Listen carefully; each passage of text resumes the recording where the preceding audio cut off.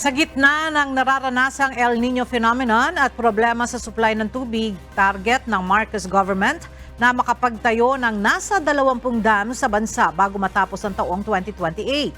Mula sa Malacanang may report si Nel Maribuhok, live.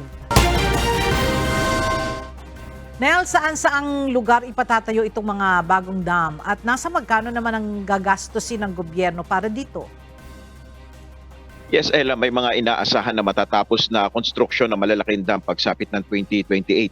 Kabilang na dito ang 8.6 billion pesos na Tumawini River Multipurpose Project sa Isabela, ang 19 billion pesos Panay River Basin Integrated Development Project sa Iloilo, ang 22.7 billion pesos na Ilocos Norte, Ilocos Sur Abra Irrigation Project 2 at Ilocos Sur Trans-Basin Project.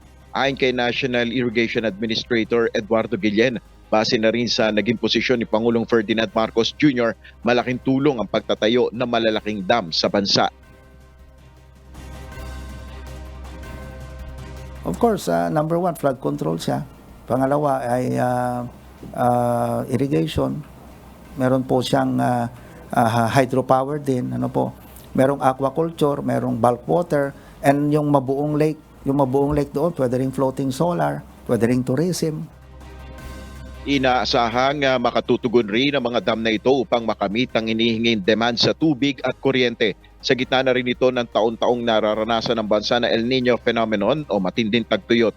Ayon sa NIA Chief, target ng administrasyon na makapagtayo ng 20 medium at 3 hanggang 5 malalaking dams bago matapos ang termino ni Pangulong Marcos. Yan muna ang ating update. Balik sa iyo, Ella. Maraming salamat, Nel Maribuhok.